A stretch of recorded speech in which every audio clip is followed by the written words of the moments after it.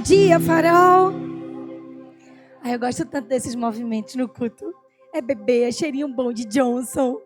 É Deus confirmando coisas no nosso coração. Porque quando a gente cresce como família, como comunidade, quando a gente vê criança correndo, quando a gente vê os mais velhos dando conselho aos mais jovens, quando a gente vive isso, de fato nós estamos vivendo a essência pelo qual Deus criou a igreja. Deus não criou a igreja para nós sermos uma plataforma no sentido, mecanismo de manifestação da palavra. Ele criou a gente para ser uma base onde a palavra liberada edifica homens e mulheres que fazem a diferença aí na terra. Então, quando acaba o culto no domingo, você é enviado para a tua vida. E ela não é diferente daquilo que você vive na igreja. Quando eu escuto muito tempo, esse trabalho é secular, essa situação aqui, ei, volta, tudo errado, rebobina essa fita. Você é uma pessoa só, você é integral. E toda a sua vida é para a glória de Deus. Toda a sua vida, Colossenses fala que nós fazemos todas as coisas como que para Deus. Às vezes você não está se sentindo enviado dentro de um ministério específico, mas você está enviado no teu mercado de trabalho. Você está enviado nos ambientes que você frequenta. Você está enviado na tua família. Você sai daqui, debaixo da graça de Deus, enviado para ser o melhor pai, melhor mãe, melhor cônjuge, melhor filho, tio, tia. Você está sendo enviado com a graça nova. Você recebe de Deus a porção. Você é curado em comunidade. E você assume a tua realidade para viver para Ele.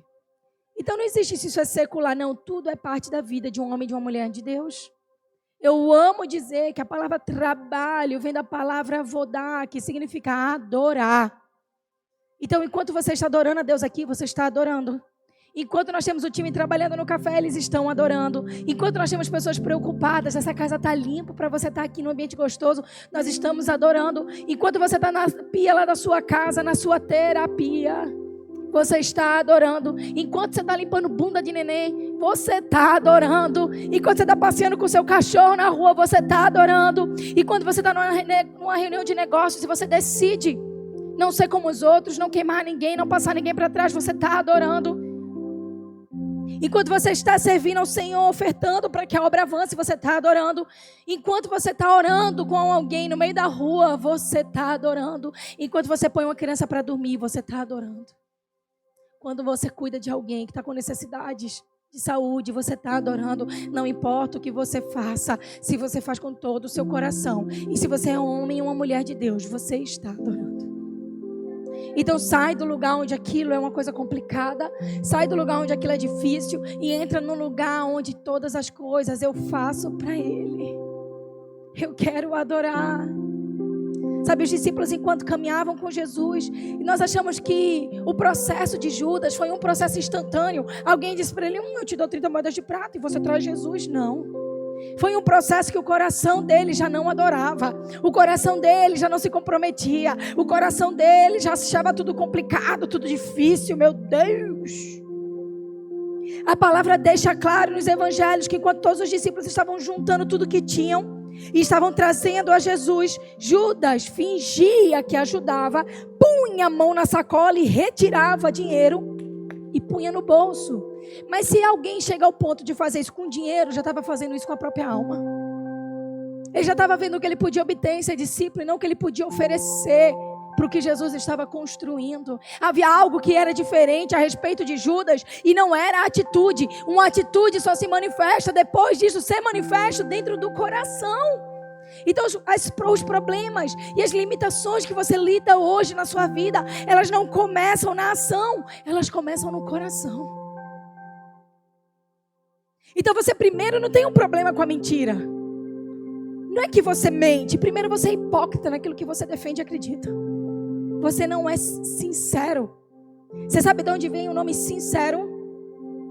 Vem da palavra sincera. S-I-N, será, sim, barra, cera. Na Roma Antiga haviam diversas esculturas. Quem já viu Davi de Michelangelo? Que vem daquele padrão de estátuas que se fazia. Você vai num museu na Europa, você vê aquelas coisas, né, bem feitas, talhadas no mármore. Mas existiam pessoas que vendiam esculturas, fingindo ser de bom material, mas elas eram cobertas com cera de vela. Quando você olhava, era parecido, mas se o sol batesse, derretia. Sabe o que significava? Quando alguém ia comprar uma escultura, perguntava assim: essa escultura é sincera? Sincera? Isso é o que você está me entregando, é o que você promete? Então, quando nós chegamos diante de Deus, Deus não tem problema com o seu desafio, com a sua dificuldade, com o seu problema, mas Deus não tem acordo com a sua mentira. Deus não tem acordo com o coração, que é algo na atitude, mas ele diverge na intimidade. O primeiro passo para Deus fazer algo em nossas vidas é a honestidade, é a sinceridade, é a nossa capacidade de trazer, seja as nossas vergonhas, seja as nossas dores, seja os nossos processos desafiadores. Mas tem dia que simplesmente nós precisamos descer do salto da autoproteção e entrar no joelho da dependência. Quantas vezes a autoproteção gerou para você uma imagem, mas a tua alma dentro estava gritando por uma manifestação clara da presença de Deus. Ei, Deus, eu preciso. Nós vemos na Bíblia a mulher do fluxo de sangue, 12 anos lutando, 12 anos pedindo para ser vista, 12 anos investindo tudo que tinha, mas quando ela viu Jesus, ela juntou suas vergonhas. Naquela época a mulher, no período menstrual, não podia sair de casa. Ela juntou os seus panos podres. Imagina aquilo, gente, 12 anos que aquela mulher sangrava. Imagina o cheiro que aquilo tinha. Nós não tínhamos naquela época a condição que temos hoje. A cada meia hora você pode tomar um banho de chuveiro. Não era assim. O processo em si do banho era complexo, não era algo tão acessível. Então aquela mulher junta aqueles panos fedidos, podres, da dor que ela carregava, e ela sai atrás de Jesus. E quando ela toca em Jesus, ele diz: ei, alguém me tocou. Tocou-me de paz, meu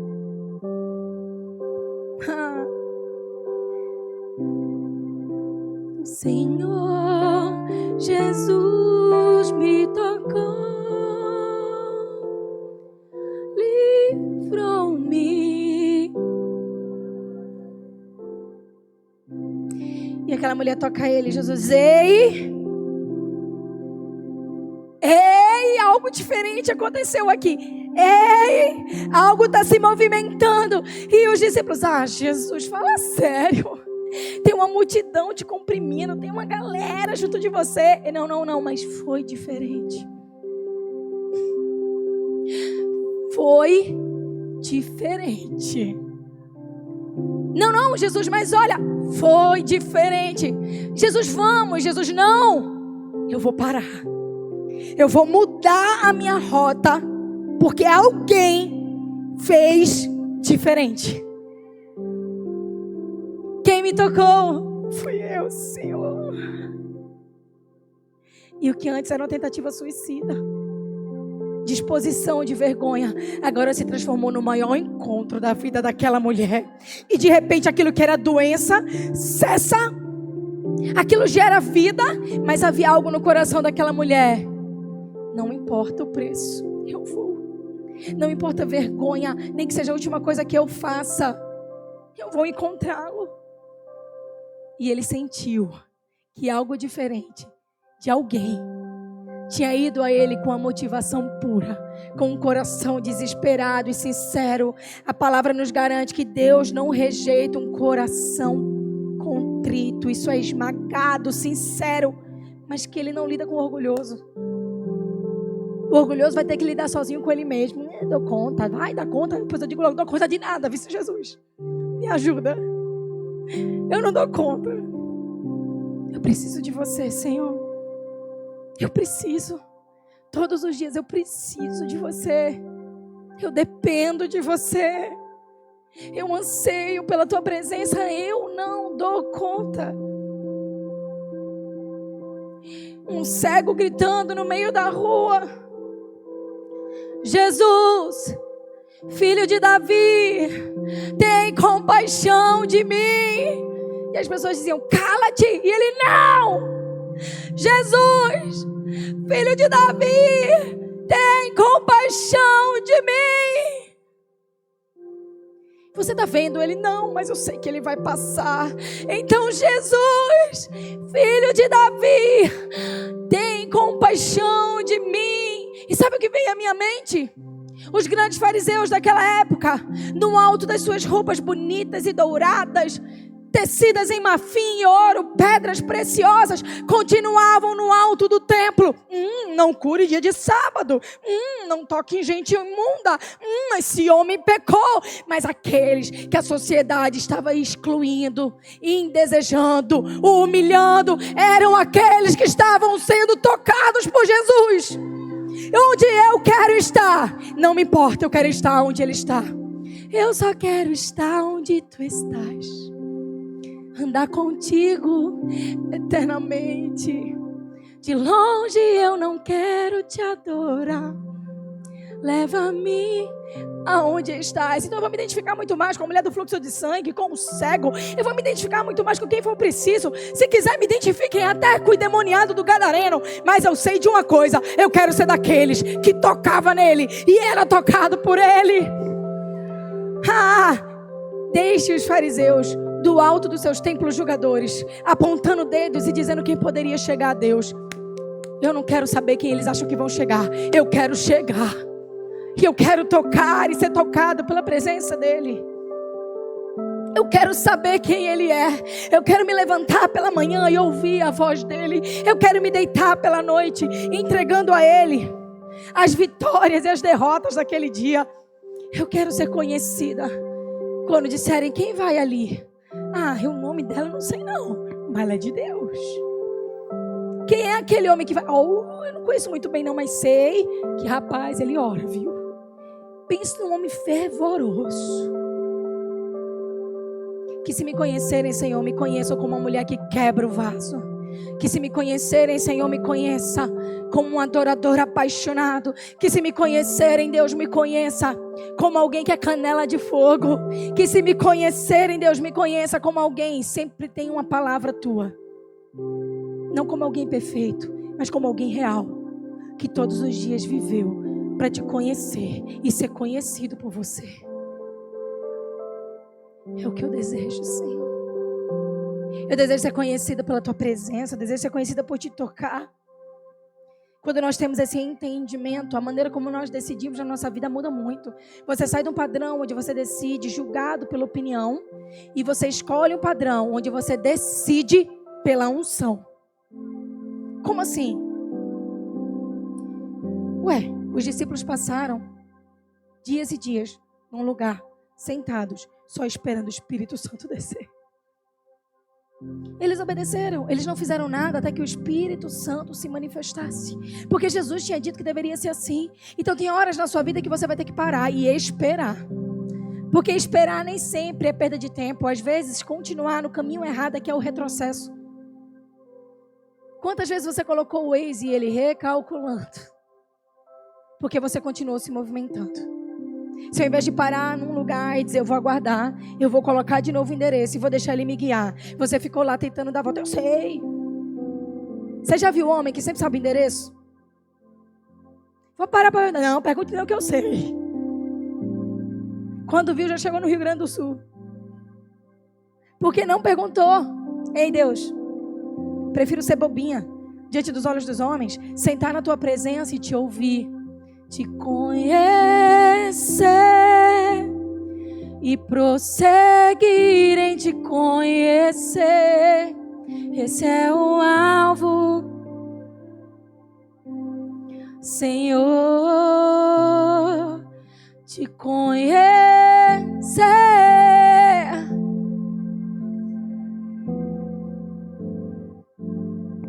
Esse é o alvo da minha vida. Porque Deus, eu quero como nunca Te vi tocar. Tuas mãos me tocar, podes fazer em mim o que tens de fazer. Quero ser segundo o Teu coração.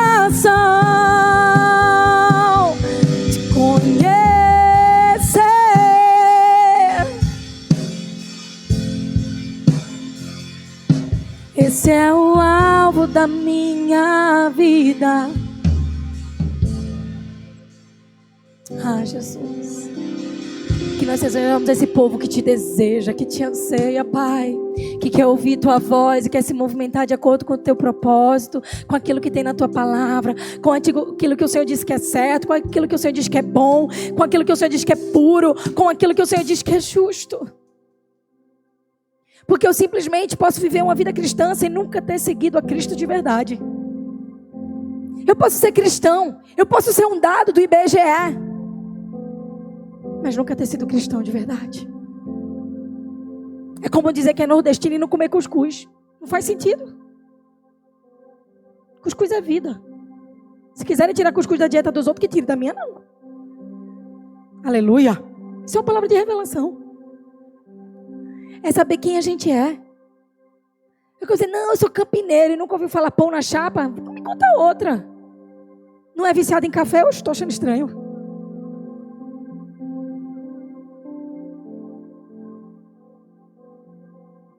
Não me diga que é campineiro, me diga que já viu uma capivara. Então eu posso dizer que eu sou cristão. Eu posso estar do alto do meu orgulho. Eu posso estar do alto das minhas maneiras e das minhas regras e etiquetas evangeliquezas. Eu posso ser um Jó, mas vai ter que chegar um momento que eu vou ter um encontro genuíno e vou dizer, Senhor, eu te conhecia de ouvir falar, mas agora eu te conheço de contigo andar. É diferente.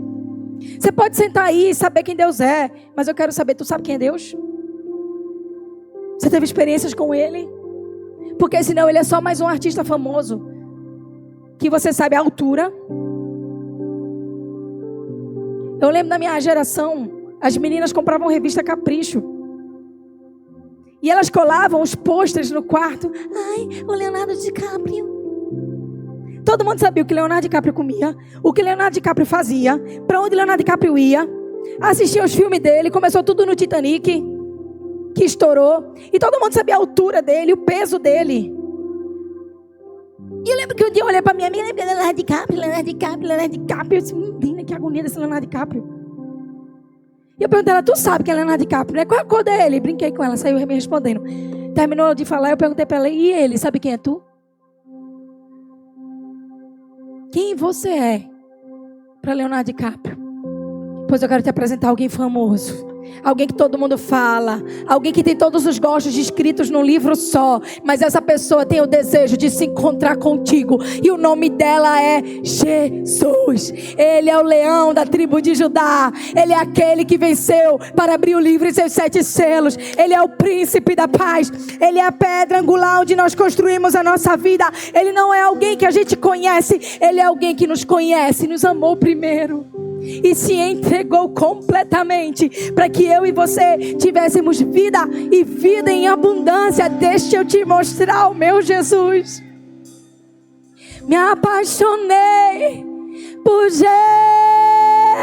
Jesus.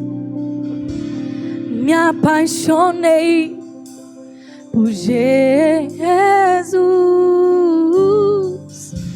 Me apaixonei por Jesus. Foi a coisa melhor que eu fiz.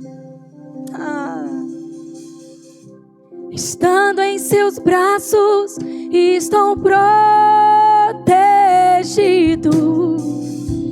Estando em teus braços, nunca me deixará.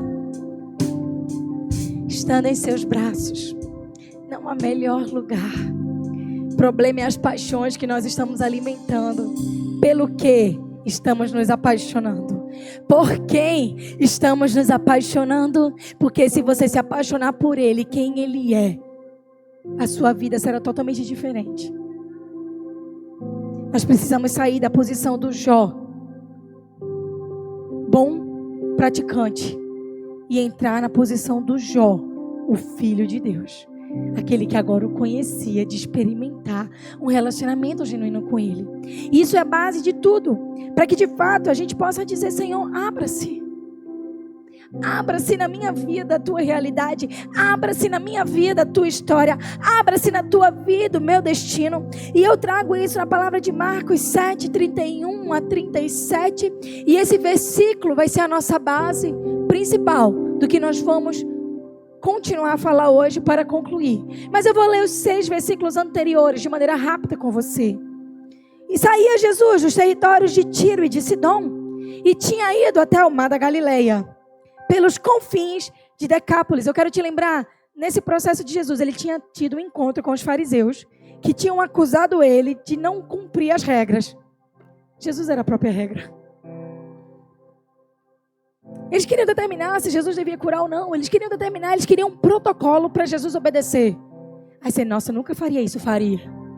Senhor, primeiro, fala aqui, ó, trabalha aqui. Senhor, depois eu quero. Jesus não é o McDonald's. Ele é muito mais parecido com um restaurante italiano, com um chefe que sabe o que sabe fazer. Ele vai olhar para você e dizer, você não vai gostar disso. Você vai dizer, como é que tu sabe? Eu te criei.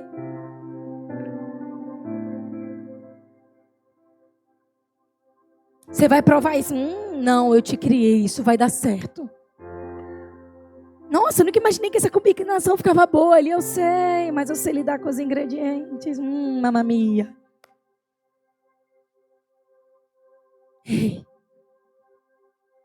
Quantas vezes nós damos a Deus o nosso plano, sem perceber que o plano dele é melhor? Tu acha que tu sabe o que tu quer? Tontinho. Você não sabe. Você está sendo motivado, muitas vezes, por um mindset, pelo que exigem de você. Aí eu quero uma promoção, às vezes você nem quer. Você quer mais flexibilidade, mas você está brigando com o que esperam de você, com o que Deus tem para você. Deus, eu não vou para lá, não. Aí o Senhor vai, eu não vou gostar. Aí Deus te manda e você gosta. É que nem Jonas, brigou, foi para a barriga da baleia, passou poucas e boas, foi vomitado pela baleia, para depois chegar em Nínive e o povo se converter e ele ficar feliz. Não podia ter ido antes. Deus já sabia que Jonas tinha sido criado para que a vida dele revelasse quem Deus era. Então às vezes você está brigando, você está na barriga da baleia, está sofrendo e está dizendo, eu não quero. E Deus sabe o que você quer e o que você precisa. E os fariseus estavam lá dando planos prontos. Jesus estava dizendo, ei, eu vim para cumprir a vontade do meu Pai. Amo quando o Theo Rubia fala, me libertei da opinião dos homens e hoje o que importa é o que pensas sobre mim. Acho que a coroa de Alain no céu vai ser bem grande por ele me aguentar tanto tempo. Da opinião dos homens e hoje o que pensas sobre mim. Faz toda a diferença. Ai, será que Deus te chamou para isso? Quem me chamou foi eu. Não acredito. Você vai fazer isso? Deus mandou. Mas você não pensava daquele jeito, eu mudei de opinião. Eu não tenho muita opinião na presença de Deus. Se Deus mudar minha opinião, eu mudei. E tá tudo bem. Porque no fundo, para onde eu irei? Para onde eu me esconderei? De onde fugirei de ti, Senhor? Se só tu tens as palavras de vida eterna. A minha opinião só é minha depois que eu submeti ela a Deus. O diagnóstico do médico só é o diagnóstico da minha história depois que eu submeti ele a Deus. A vontade do juiz só é a vontade do juiz depois que eu submeti ela a Deus. Sabe, as coisas à minha volta só são vereditos na minha vida depois que ele disse, assim diz o Senhor. Enquanto ele não me mandar parar, eu estou lutando. Enquanto ele não me mandar lutar, eu estou parada. Enquanto ele não me mandar falar, eu estou calada. Enquanto ele não me mandar calar, eu estou falando. Nós só temos um problema, se o problema é nosso. Porque se for em situações contrárias ao que Deus está fazendo, o problema é de Deus. Você captou essa? Você pensou rápido comigo? Você está ligado? O problema só é seu quando você toma ele. Se esse problema não é de uma decisão sua, mas é de algo que você está obedecendo a Deus, o problema não é seu não, o problema é de Deus e quem vai resolver é Ele. Porque a vontade é dEle. Eis-me aqui, Senhor, cumpre em mim, conforme o teu querer. Sabe quem é a pessoa mais feliz? que mais vive o que Deus tem para ela. Porque a vontade dele é boa, perfeita e agradável. Porque os pensamentos dele são melhores que os meus, maiores, são mais profundos, são mais plenos. Você acha que sabe lidar com alguém, até que você confia em Deus, Deus começa a trabalhar, e você, meu Deus, como está melhor desse jeito. Aí você abre a Bíblia, é o jeito da Bíblia. Nossa, está tão melhor minha vida, igual Jesus falou aqui, tão melhor minha vida, depois que eu comecei a confiar em Deus, meu recurso, eu estou menos ansiosa. Não, você está mais cuidado por Deus. Princípio, Nossa, está tão melhor desde que eu comecei a andar em santidade, em pureza. Eu escolhi a castidade, não fico mais de bad. Se alguém não me liga, eu não engulo um pote de sorvete. Princípio, glória a Deus. Meu casamento está tão melhor desde que eu aprendi a conversar e entrar em acordo. Oh, meu Deus, Deus sempre ensinou isso, o princípio de Deus. Meus filhos estão tão melhores desde que eu comecei a ler a Bíblia com eles. Ensina a tua criança o caminho que deve andar. E ainda quando eu for velho, não se desviar dele. Estou tão melhor desde que eu tirei algumas coisas, que eu assistia na minha casa. Se teus olhos forem bons, todo o teu corpo será bom. Era só ter obedecido primeiro a Deus. Eu estou tão mais em paz. Quando eu tenho um problema, eu oro. Ai, meu Deus, entregue as suas ansiedades ao Senhor. E Ele endireitará e ajustará. E nananã. Eu estou tão melhor. Eu só tomo decisão agora, depois de orar. Entrega o teu caminho ao Senhor. E Ele endireitará as tuas veredas. Nossa, você não sabe, estou me sentindo bem melhor. Desde que eu comecei a ler a Bíblia, comer certo e fazer atividade regular. Você é templo do Espírito Santo. E o Senhor manda você ter responsabilidade com isso também. Meu filho, até para os pets, Deus tem uma palavra. Que um homem de Deus, uma mulher de Deus, ele cuida dos seus animais. Ele é responsável por eles. Tem lei de gestão, lei de investimento. Se eu for destrinchar aqui, a gente vai virar o dia. A gente vai até o culto da noite e não termina nem amanhã. Então, quem sabe a gente termina na sexta-feira na oração das 6. Porque a Bíblia está cheia de conselho. Como é que eu trabalho investimento? Tu não sabe, rapaz. Lê a parábola dos talentos. Os 2 que enterrou, o que colocou, o que multiplicou. É assim. Eu não sei como ser uma mulher de Deus. Lê Provérbios 31, meu amor. Dignidade, honra são as suas vestes. Agora tu é ovelha e fica tirando foto sem lã.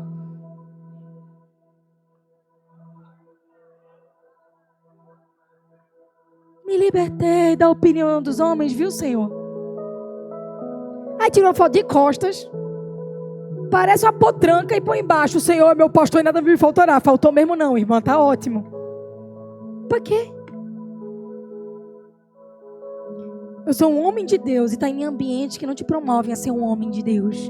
Você está sentando na rodinha do trabalho que não devia. Está rindo do que não devia. Rir é concordar. Ninguém te ensinou não? Deixa eu te ensinar. Caráter. Omitiu, tem gente que é presa porque omitiu socorro. Tu sabia que a lei penal é assim? Se tu vê alguém, se entrou num acidente, você bateu em alguém, a pessoa estava ali, caiu, se machucou, e você foi embora, você é preso porque omitiu socorro. Omissão não é ausência de atitude, é escolher ser omisso. Não fiz nada. Fez alguma coisa? Nada. Você sentou num ambiente, riu, achou a piada legal, você viu o vídeo, meu irmão, omisso. Cai do mesmo jeito. Acabe caiu porque era omisso. Vamos continuar na palavra. Trouxeram então a Jesus um surdo, e ele falava dificilmente, e rogaram-lhe que impusesse as mãos sobre ele. Tirando-o à parte da multidão, pôs-lhe os dedos no ouvido, e cuspindo, tocou-lhe a língua. Deixa eu ver se tem alguém que quer ser curado com cuspe hoje aqui. E levantando os olhos ao céu, suspirou e disse: Efatá, isto é, abra-se. E logo se lhe abriram os ouvidos.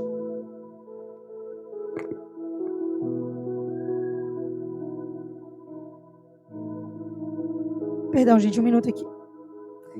E logo se lhe abriram os ouvidos, e a prisão da língua se desfez, e falava perfeitamente. E falava perfeitamente. Porque quando Deus faz um milagre, Deus não faz um milagre pela metade. Deus faz um milagre perfeitamente. Vamos lá. Primeira questão. Por que Jesus cuspiu para tocar na língua do homem? Carga de DNA, saliva. Jesus estava trocando o DNA dele com o DNA daquele homem. Era algo muito mais profundo do que uma cura. Era uma troca da realidade que aquele homem vivia. Aqui a gente não entende a história desse homem, a gente não entende o que aconteceu, mas a gente vê que a Bíblia deixa claro que ele era surdo e mudo. E que a comunidade começou a pedir: Jesus, faz alguma coisa. Mestre, eu preciso de um milagre. Transforma a minha vida, meu estado. Faz tempo que eu não vejo a luz do dia. Estão tentando sepultar minha alegria, tentando ver meus sonhos.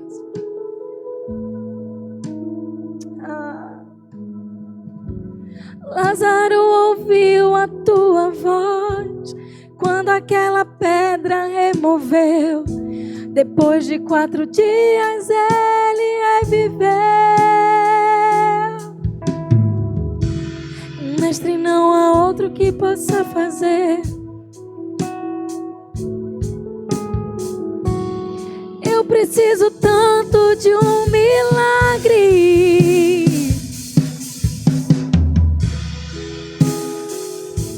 Me chama pelo nome, muda minha história.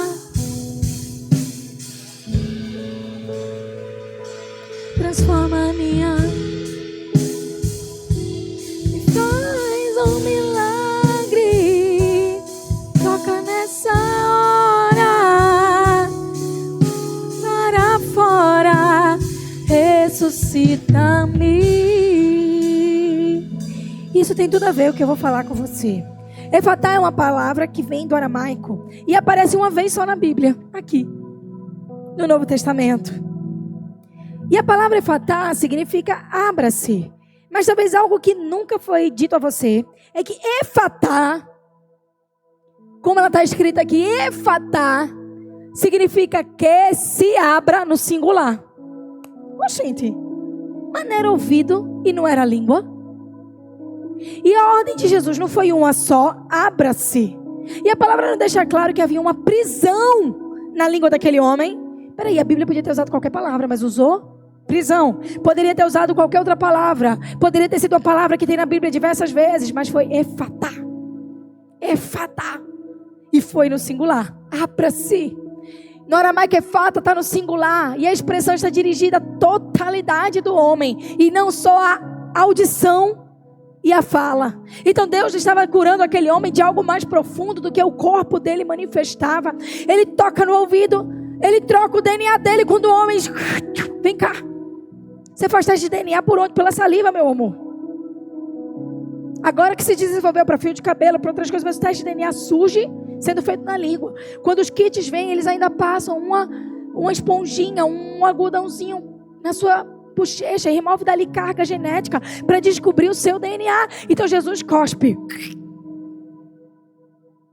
O direito penal, fazendo DNA agora, Jesus já fazia naquela época, ele trocava. Daqui que você descobriu como trocar DNA, a gente já subiu para o céu, mas Jesus já trocava DNA. E ele pega o DNA dele, ele imprime o DNA dele de Messias, ele pega aquilo que ele era a própria cura. Ele era o Jeová Rafá. Ele era o Deus que cura. E ele pega a identidade dele e ele transfere da identidade dele para a identidade daquele homem.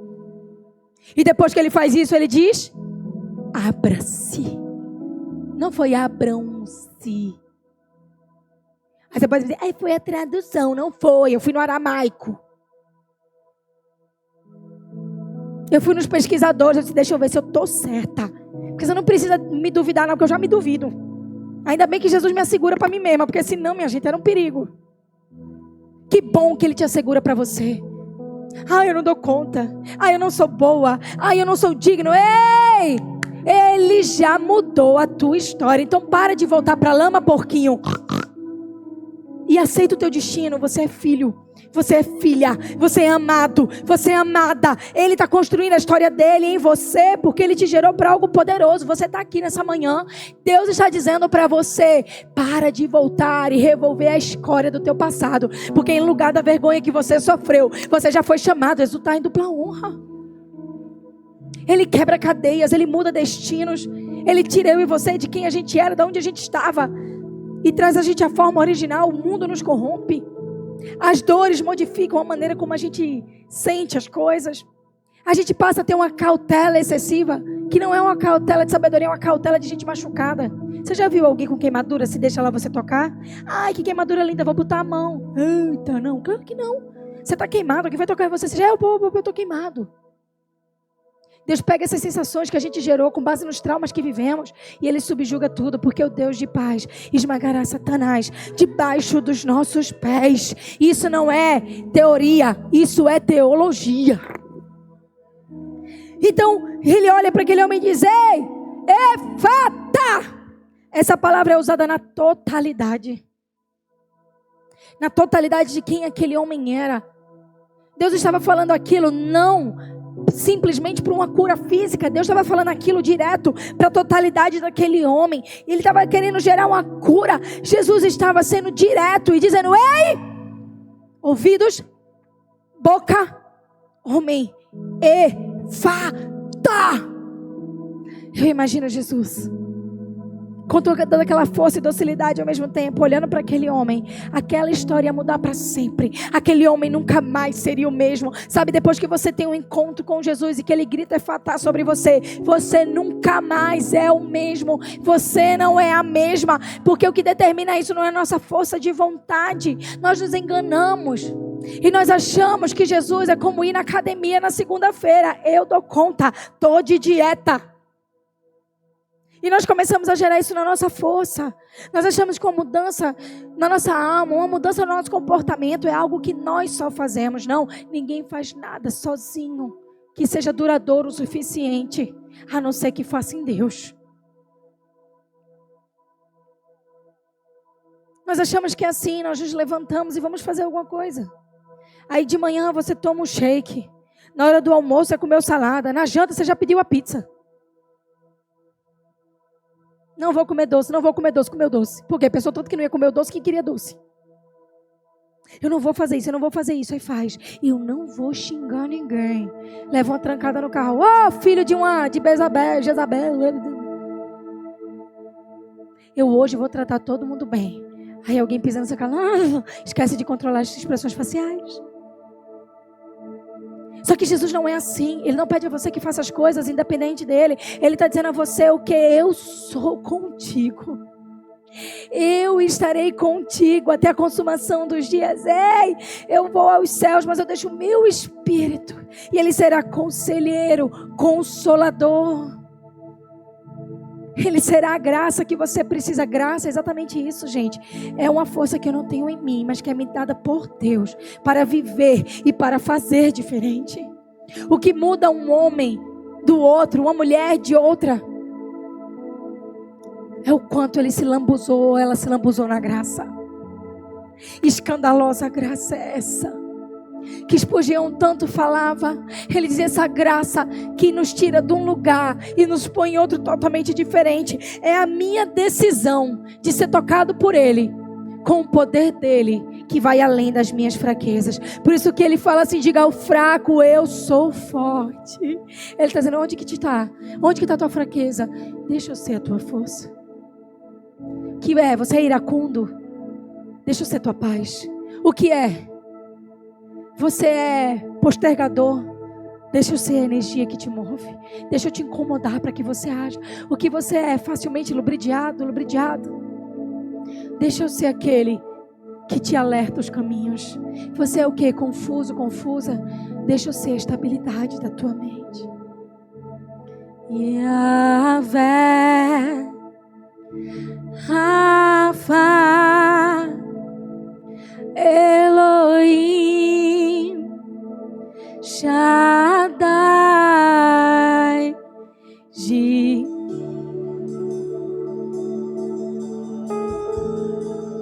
se manifestará.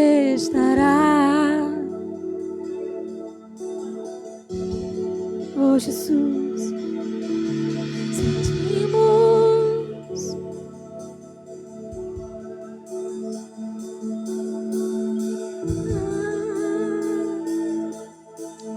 algo acontecerá.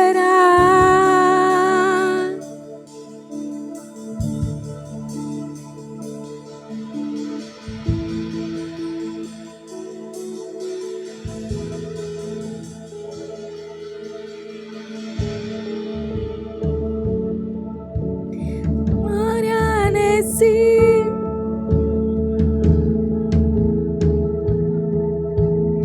algo grande acontecerá. Louvor.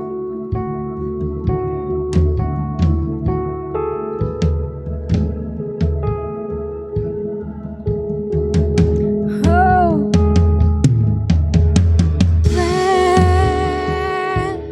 Rafa,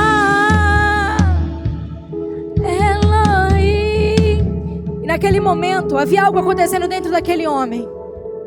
Naquele momento, aquele homem, ele não foi curado só de uma questão física, mas o efatá, o abra-se de Jesus sobre ele, curou a condição dele como pessoa.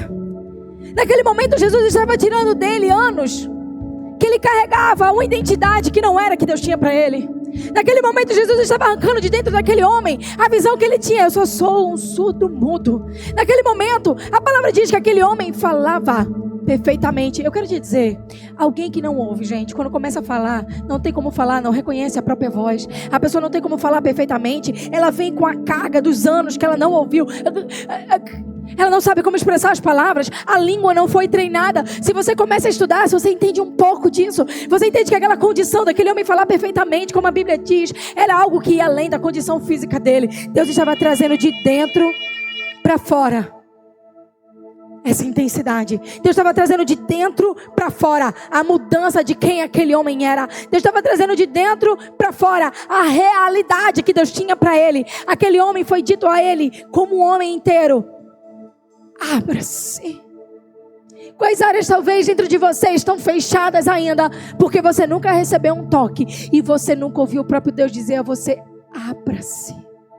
Que áreas você carrega que ainda tá na sua maneira de falar?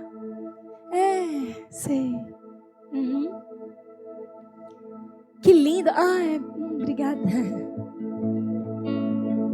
Aquele homem era para ter voltado da cura com algum sinal do passado dele, mas ele volta com todos os sinais do futuro que agora ele tinha.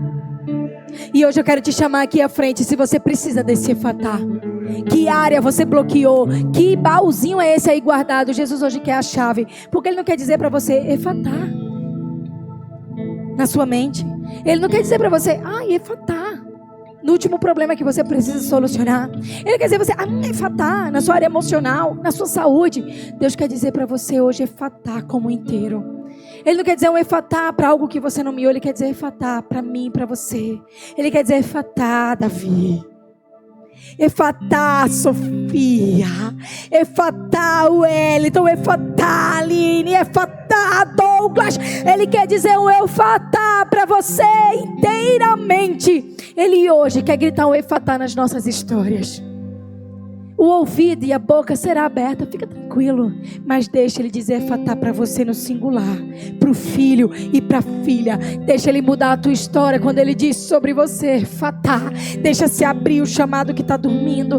Deixa se abrir esse coração de pedra para voltar a ser de carne. Deixa se abrir essa alma confusa e Deus pôr em ordem, porque Ele não quer que você tenha resquícios do tempo anterior, que você não ouvia o que Ele falava e que você não falava aquilo que Ele tinha para você. Então hoje eu convido você a deixar Ele gritar efatá sobre nós, a gritar efatá sobre essa casa, porque quando chegar o próximo domingo de Páscoa, eu só quero dizer a Ele: Senhor, eu te conheço, e não é de ouvir falar, eu te conheço de contigo andar.